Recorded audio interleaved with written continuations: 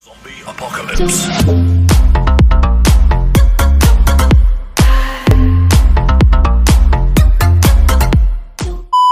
Baiklah, kita akan membentuk lingkaran di dalam rangka memperkenalkan diri.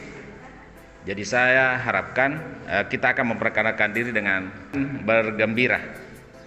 Ya, contohnya seperti saya. Ya, saya bisa memperkenalkan diri dengan menggunakan pantun ya. Ya. Bukan sihir, bukan sulap, dari permainan lampu Aladin. Perkenalkan, saya dosen dari Sitrat, nama saya Syarifuddin.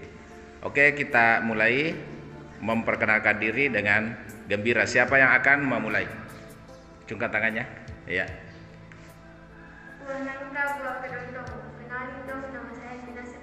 Iya. Applause untuk Nina Septiani. Oke, siapa lagi? Siapa lagi? Masak air sampai matang. Perkenalkan, nama saya Kurniati dari Cipatakali. Tepuk tangan untuk Kurniati. Oke, kita siapa lagi yang akan memperkenalkan diri dengan gembira? Tentunya bukan hanya satu-satunya pantun ya. Bisa pelesetan daerah, itu juga bisa membuat kita memperkenalkan diri dengan gembira. Silakan, siapa lagi?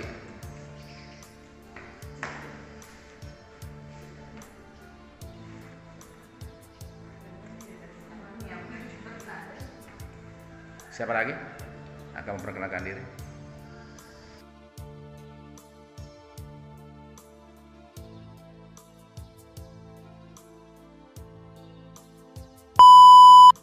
Sebelum kita melanjutkan perkuliahan kita, terlebih dahulu kita harus membuat suatu kesepakatan kelas, ya. Karena kesepakatan kelas yang kita buat bersama harus kita patuhi. Siapa yang ingin memberikan yang pertama dulu, apa yang harusnya kita sepakati di dalam perkuliahan kita? Silakan. Yang harus kita sepakati dalam kelas adalah selalu berpakaian rapi apabila masuk dalam forum. Selalu berpakaian rapi. Selanjutnya, oke. Tentang jadwal mata kuliah yang seharusnya dilaksanakan pada hari yang memang sudah ditentukan. Maksudnya untuk jadwal mata kuliah tidak berubah-ubah atau dipindah-pindahkan jadwalnya. Oke, silakan dicatat ya. Ya, saya ingin menunjukkan kesepakatan. Jika ada ilmu yang diberikan oleh dosen, tolong dibagi. Ja, rela berbagi. Oke. Tidak boleh bermain HP kecuali hal tertentu. Oke, tidak boleh main HP kecuali memang dibutuhkan pada saat itu. Kelas bersih sebelum pembelajaran dimulai. Bersih sebelum pembelajaran dimulai. Oke. Kita tepuk tangan untuk kesepakatan kita. Nah, oleh karena itu kita harus mematuhi ini karena bersumber dari kita juga. Bersumber dari kita, maka kita harus mematuhinya. Tentang masalah ekonomi keluarga saya. Applause. Iya, ingin berhasil di STIDDI. Silakan, siapa lagi yang akan memberikan harapan dan kekhawatiran? Harapan saya yakni berhubung karena saat ini saya sudah menjadi seorang istri. Harapan saya ingin sekolah saya tetap sampai dan menjadi sarjana, tetapi yang saya khawatirkan, saya takut kalau terlalu fokus dengan kuliahku, keluarga saya bisa terbengkalai atau suami saya. Ingin sukses dengan kuliah tapi khawatir jangan sampai terbengkalai keluarga. Keduanya harus sukses. Applause ya, applause. Ya, silakan. Dan kegelisahan. Saya aktif dan makin rajin mengikuti perkuliahan. Kekhawatiran saya putus kuliah karena masalah ekonomi. Aktif kuliah dan khawatir putus kuliah. Applause ya untuk teman kita. Silakan. Ya, terima kasih. Jadi yang harapan saya yaitu saya ingin menjadi mahasiswa terbaik. Saya berharap untuk menjadi mahasiswa terbaik dan selalu aktif dalam pembelajaran yang ada di kampus. Tapi yang saya khawatirkan adalah saat saya tidak bisa menangkap ilmu yang diberikan oleh dosen. Ingin sukses di dalam kuliah dan dikhawatirkan kalau tidak mampu menangkap apa yang diberikan oleh dosen. Aplaus untuk rekan kita. Harapan saya ingin mendapatkan nilai yang memuaskan di STAI DD ini. Oke. Yang saya khawatirkan, saya tidak dapat melanjutkan kuliah saya karena masalah ekonomi. Ingin nilai sukses tapi ekonomi dikhawatirkan jangan sampai tidak mampu untuk memberikan yang terbaik. Oke. Iya. Ada yang lagi? Silakan. Harapan saya ingin membahagiakan kedua orang tua dan ingin mencapai cita-cita saya, insya Allah. Dan kekhawatiran saya takut jika saya gagal untuk membahagiakan kedua orang tua. Ingin membahagiakan orang tua dan khawatir kalau tidak akan mampu mencapai tadi harapannya. Jadi demikian tadi ada harapan, semoga harapan adik-adik semua dapat tercapai. Dan kami semua mendoakan agar bagaimana khawatiran itu sedikit demi sedikit hilang dan tidak akan terjadi kekhawatiran itu dan akhirnya kita berhasil semua. Waalaikumsalam warahmatullahi wabarakatuh. Saya akan menggunakan materi tentang cara belajar AUD. Bermain merupakan cara belajar yang sangat penting bagi anak usia dini.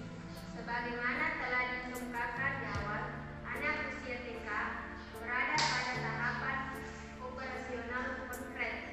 Pada rentang usia tersebut, anak boleh menunjukkan perilaku belajar sebagai berikut. 1. Memandang dunia secara objektif. Dari satu aspek situasi dan memandang unsur-unsur secara serentak. 2. Berpikir pada hal-hal yang konkret. Saya akan menjelaskan tentang prinsip perkembangan pendidikan anak usia dini. Jadi di sini ada beberapa prinsip dalam pendidikan anak usia dini, seperti yang pertama belajar melalui bermain, berorientasi pada perkembangan anak dan lain sebagainya. Jadi perkembangan dalam belajar merupakan hasil dari interaksi kematangan biologis dan lingkungan yang mencakup baik lingkungan fisik maupun sosial tempat anak tinggal. Seperti yang saya katakan tadi, prinsip pembelajaran dalam pendidikan anak usia dini, bermain merupakan suatu sarana penting bagi perkembangan sosial, emosional, dan kognitif anak, dan juga merefleksikan perkembangan anak. Perkembangan mengalami percepatan bila anak memiliki kesempatan untuk mempraktekkan keterampilan yang baru juga diperoleh. Anak mendemonstrasikan mode-mode untuk mengetahui dan belajar yang berbeda serta cara yang berbeda pula dalam mempresentasikan apa yang mereka tahu. Terima kasih. Saya akan bertanya tentang prinsip pembelajaran pendidikan anak usia dini. Jadi mungkin Anda bisa menjelaskan lebih detail lagi salah satu dari prinsip pembelajaran pendidikan anak usia dini, yaitu tentang hubungan yang positif antara guru dan anak. Bagaimana prinsip pembelajaran pendidikan anak usia dini? Mungkin Anda bisa jelaskan lagi secara rinci. Baik, saya akan menjawab pertanyaan dari hubungan yang positif antara guru dan anak. Peran seorang guru sangat diperlukan dalam mendidik anak dan menggali potensi anak didik. Dari sini, guru dalam pendidikan anak usia dini tidak dipandang hanya sebagai pengasuh dan pembimbing, akan tetapi guru disyaratkan memenuhi standar profesi guru. Ya, terima kasih atas jawaban yang diberikan dan itu sangat cukup memuaskan. Maaf aku dari kalah. Iya, kita artinya ada yang kalah dan menang. Berarti kita telah menambah energi kembali. Inilah disebut dengan energizer. Oke, tepuk tangan untuk kita semua. Ya, silakan. Oke, sekarang tibalah saatnya kita di sesi terakhir. Ada kata-kata filosofis mengatakan bahwa pengalaman adalah guru yang terbaik. Tidak ada artinya pengalaman kalau tidak dilakukan refleksi. Oleh karena itu saya ingin bertanya atau melakukan refleksi apa yang mahasiswa dapatkan pembelajaran pada hari ini tentang prinsip-prinsip pengembangan anak usia dini. Silakan akan mengangkat satu kalimat saja, tidak perlu terlalu panjang lebar. Ya, silakan. Yang saya dapatkan dari pembelajaran hari ini tentang bermain merupakan cara bermain yang paling penting bagi anak usia dini. Bermain merupakan sesuatu yang penting untuk anak dini.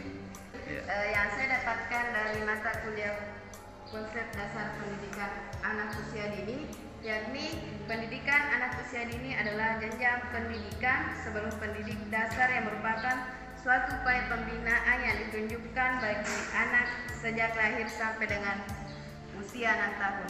Anak usia dini sejak lahir sampai 6 tahun. Aplaus. Ya. Siapa lagi akan memberikan refleksi? Silakan. Ya. Jadi yang saya dapatkan dari prinsip perkembangan anak usia dini yaitu sebenarnya cara belajar anak usia dini. Cara belajar anak usia dini. Yang saya tahu dari sini adalah prinsip pembelajaran PAUD, diantaranya belajar melalui bermain dan seterusnya. Belajar melalui bermain untuk PAUD. Aplaus untuk ya.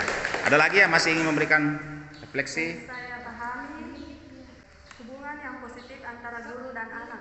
Artinya guru harus selalu menjalin hubungan yang baik dengan anak murid-muridnya. Aplaus untuk ya. Masih ada yang ingin memberikan refleksi? Refleksi yang terakhir. Yang saya dapatkan dari pembelajaran ini, belajar melalui komunikasi, interaksi, dan sosialisasi pada masa ini, anak mulai bersosialisasi dengan teman sebayanya. Artinya ini bahwa umur anak usia dini itu anak sudah mulai berinteraksi dan berkomunikasi dengan umur sebayanya. Maka kita aplaus untuk kita semua. Demikian tadi pembelajaran konsep anak usia dini, dan kita melakukannya perkuliahan ini dengan bergembira. Jadi nanti kalau kita jadi guru, tentunya kita harus menerapkan pembelajaran semacam ini, karena anak-anak itu tidak lain dan memang adalah masanya untuk bermain, apalagi anak TK. Sekian, assalamualaikum warahmatullahi wabarakatuh. Waalaikumsalam warahmatullahi wabarakatuh.